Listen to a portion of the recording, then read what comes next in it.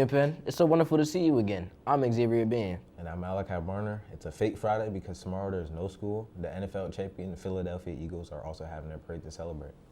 That's right. The team has won their second championship, and we hit the halls to find out how excited people were that the Eagles won. How do you feel about the Eagles winning the Super Bowl?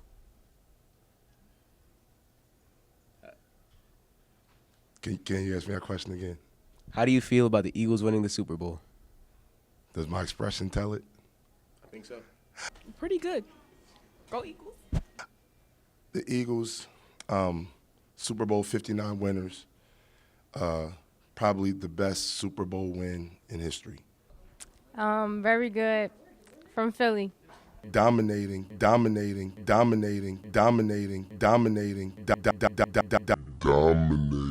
Jalen Hurts, MVP.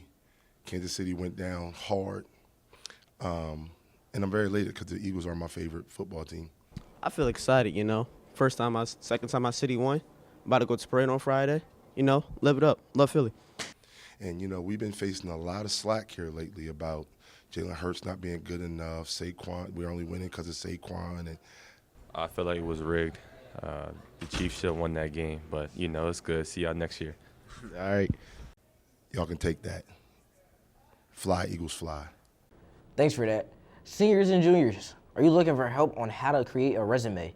Mr. Miller from the CIS team is accepting appointments to assist you. Stop by the CIS room and speak to Mr. Miller to make an appointment. The Key Club is still collecting used books until February 19th. They're looking for books from any genre. You can drop them off at any staff center. The books will be donated to Christiana Hospital and the Presley Ridge Foster Care. Music is one of the universal languages that everyone can speak and appreciate.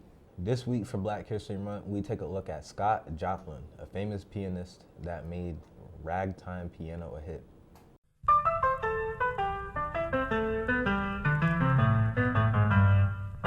Scott Joplin was an African-American composer and pianist who was active during the late 1800s to the early 1900s. During his prime as a musician and composer, he was nicknamed the King of Ragtime, and he composed over 40 pieces of music, a ballet, and 2 operas. In the 1890s, Joplin started composing music on piano and helped to popularize a new genre of music called ragtime. In the next several years, he would compose his most popular works, including Maple Leaf Rag, Pineapple Rag, and arguably his most famous composition, The Entertainer. As the leading force behind ragtime's surge in popularity, and one of only a few very popular ragtime composers at that time, Scott Joplin quickly became one of the most influential and popular composers of the genre. One of his first and most successful pieces was Maple Leaf Rag and was published in 1899. It was after its publication that he started to be called the King of Ragtime. Just 3 years later, in 1902, he would publish what could be said to be his most popular and influential piece, The Entertainer. He would go on to publish many more famous works and pieces. Ragtime would see a downward in popularity during the 1910s, and the end of ragtime would be marked by Scott Joplin's death. Scott Joplin died on April 1st of 1917 due to syphilitic dementia. However, a resurgence in ragtime would pick up in the 1970s, mostly driven by new recordings of many of Joplin's works, which proved to be best-selling, a lot of his works appearing in the hit movie The Sting, and other instances occurring during that time.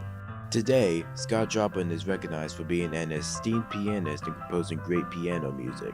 His compositions are still listened to and played today, with many being able to recognize several of his popular tunes, especially The Entertainer. Joplin is also known for helping to bring popularity to ragtime music in 1900s America.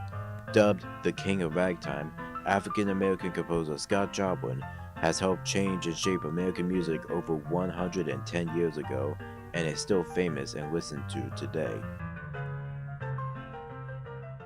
Thanks for that. Tomorrow is Valentine's Day. Couples use this day as a way to show their affection for each other with things like chocolate, flowers, and other things. We hit the halls to find out what is the best Valentine's Day gift. My name's Allison. I'm here with Brianna. And did you get anything for Valentine's today? Yeah, What did you get? a lot of flowers and chocolate. Oh, so cute. I did. I got a plushie. That's great.